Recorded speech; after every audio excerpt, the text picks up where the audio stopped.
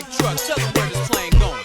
Now as we land in Montego Bay, it's like that, y'all. Coming from Jamaica, you know that it's a fact, y'all.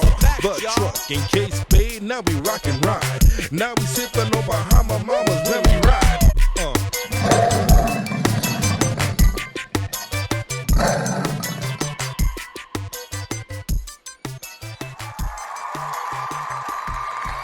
Shalom, shalom, shalom. I'm your host, Big Truck, here at the King's Table. Coming from a place somewhere in the universe, I bring to you this evening Miss Shaharazaad. She's going to explain some things. And here on the show, we're going to talk about it. You know what we do and you know how we do. So as men, we spit fire. Let's get it. The black woman's disrespect and rebellion against the leadership and the authority of the black man is a direct cause of the breakdown in our black family structure. And of course, there are many black people who consider those fighting words, because as black women, we have never been subject to the kind of examination that our men have been subject to since we have been here. We have been somewhat protected and shielded from any kind of critiquing about our personal behavior, whereas our men have always been up for examination.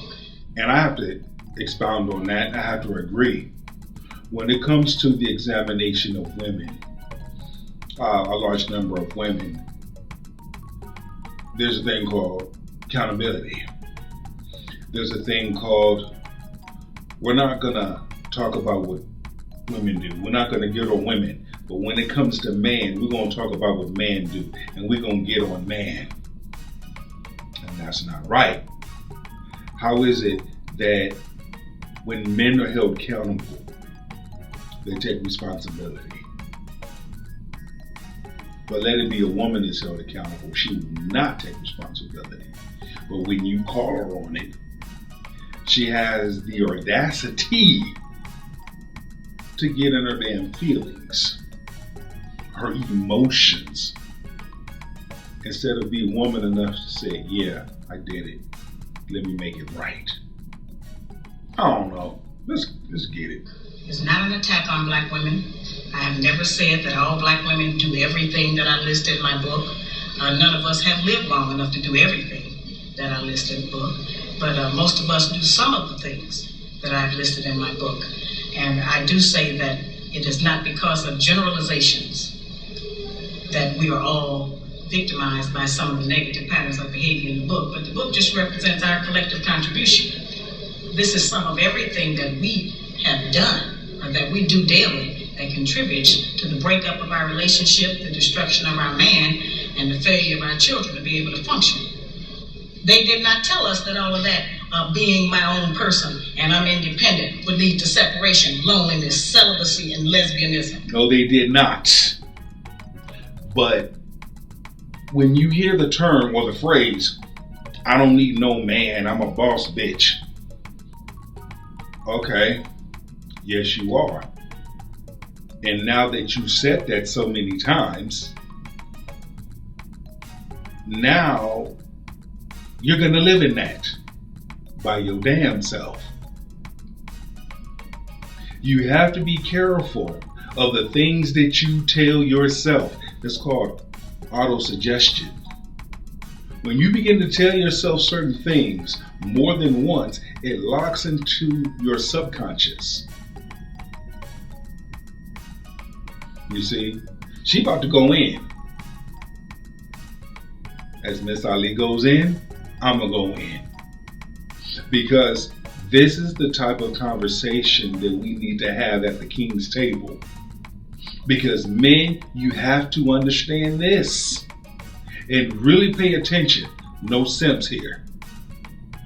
Have no time for male simps. It's time to bring back the masculine man. And in order for the masculine man to come back into its place, we have to get down to the root, number one. Number two, we have to receive. We have to receive knowledge. We have to receive the teachings. We have to receive what is being said. And we have to act on it. Receive and act on it. They didn't tell us that if you give up the man, you're going to take one of these things and it's worse and it will destroy your nation.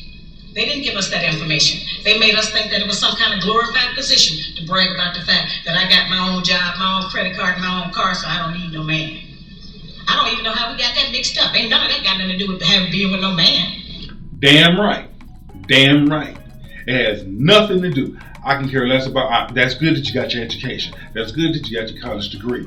That's good that you got your little house and your little cars and things. But how does all of those things teach you how to keep a man? Oftentimes, what a large number of women have to do is keep their damn mouth shut. If you keep your mouth shut and listen, maybe you can be something and stop running your mouth. Stop behaving the way you're behaving. But this is so true, because you cannot turn a blind eye to the damn truth. Cannot be making this shit up here.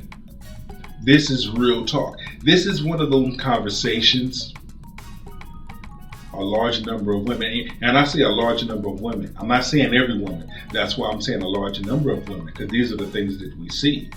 They don't want to have this conversation. That's like telling a woman, what do you bring to the table? I am the table. I bring myself. You gotta come more than just that. Sex don't pay bills, I'm sorry. Yeah, we have some serious relationship problems that nobody has been able to address us on because everybody wants to pretend that this is not going on. Over 60% of our women are single, widowed, separated, or divorced. They don't have a man. I just came out of Florida and they got a housing complex that the Urban League built, which is a black organization that is for women and children only. They say they don't allow any men in there. I didn't have time to deal with it, but I talked about them real bad. That's the silliest program I've ever heard of. You know the women that had men if they got a bunch of children. They need fathers. They need protection.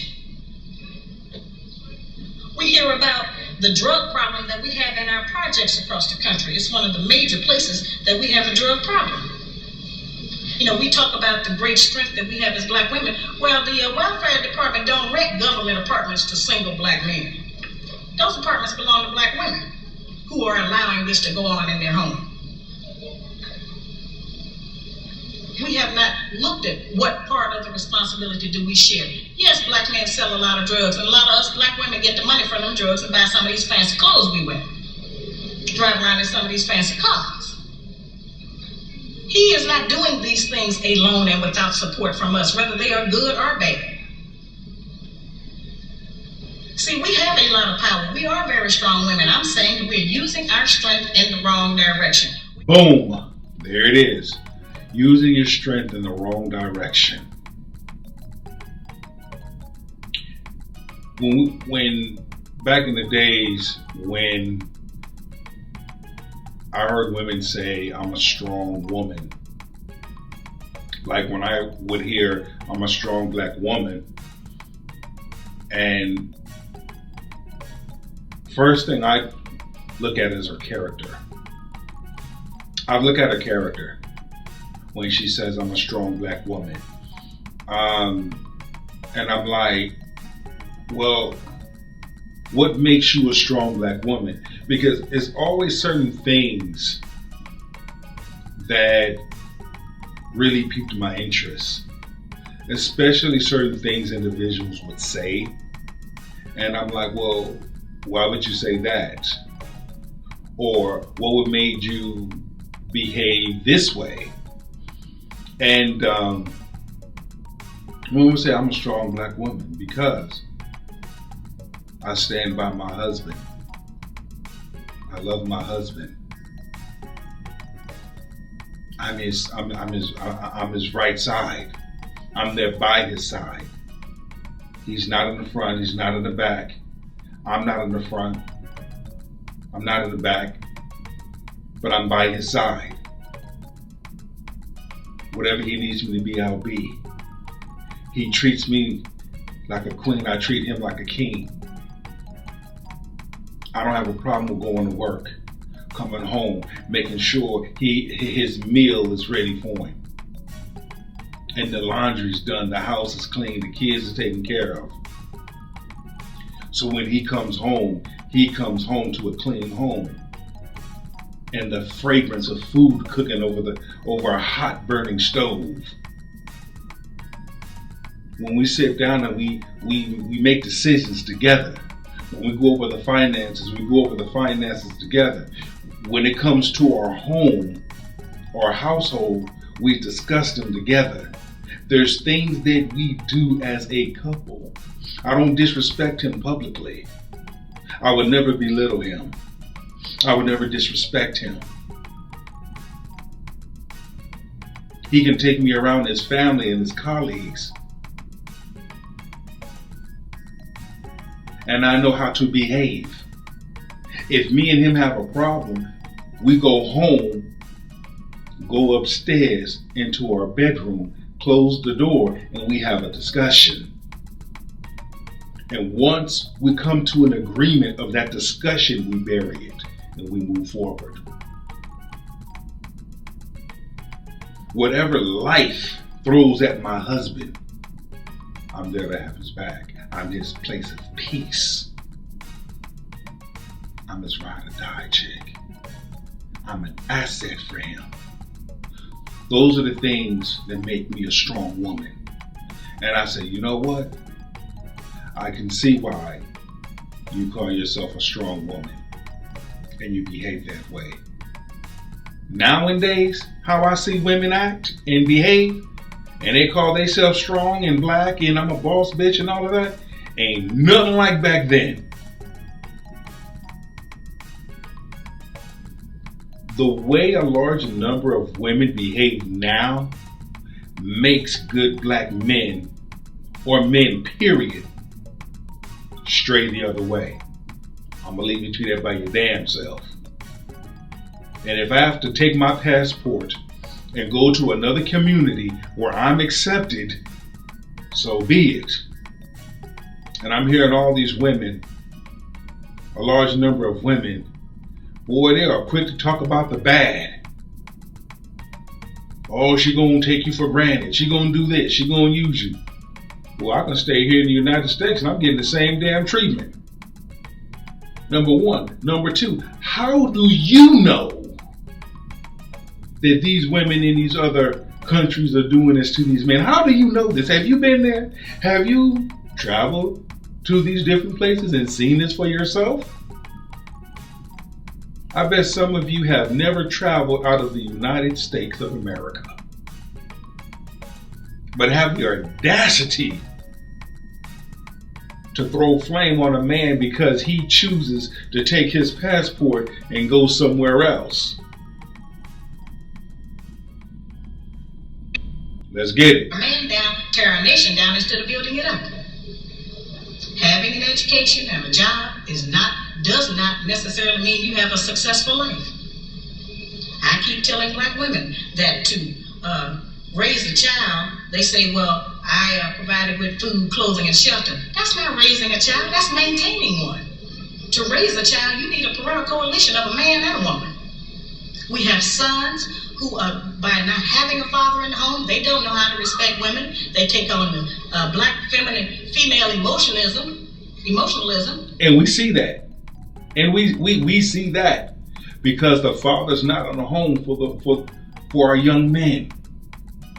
We see a lot of our young men being so feminine because they're being around mama raising the boys, and mama's doing it by herself.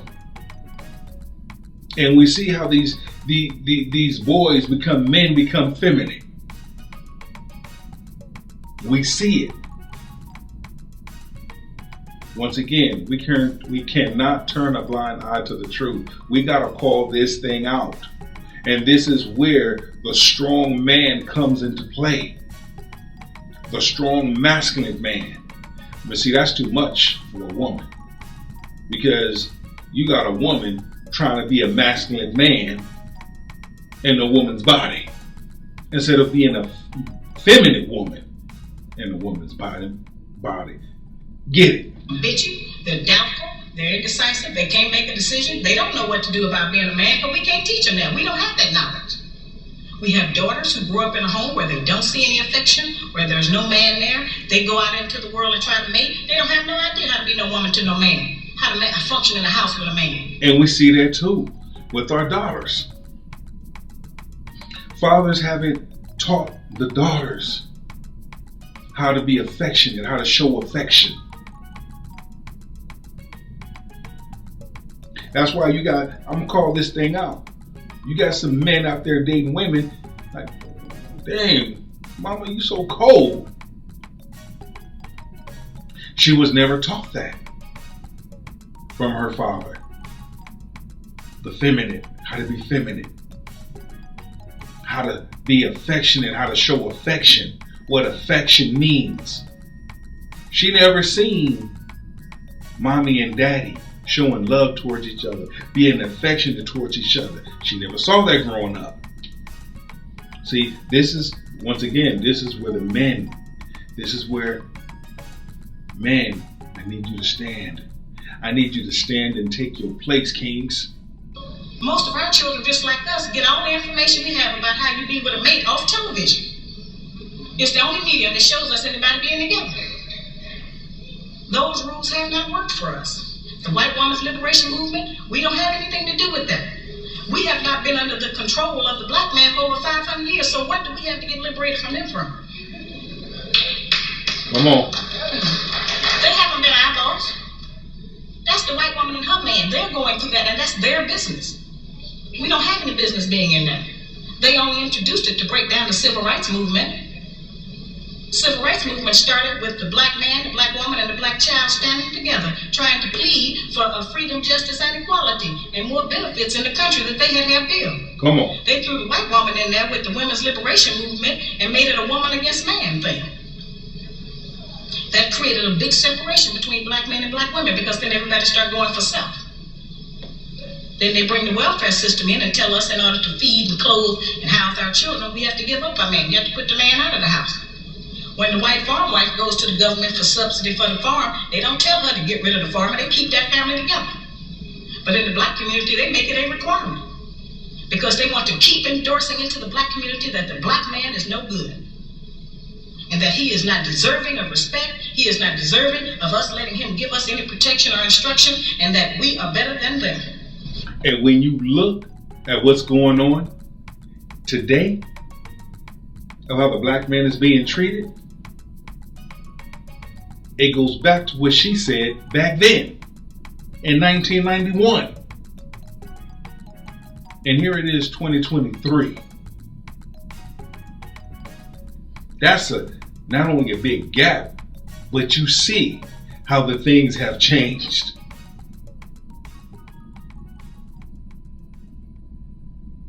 They put it out there and y'all bid it. Now there's a division. It's a big division. And not only to the black man, but other men of color waking up, seeing this great division. But that's it for today. Leave your comments. This video is going to be on the link. Continue to watch it. She spits major fire. And I'm your host, Big Truck, here at the King's Table. Shalom.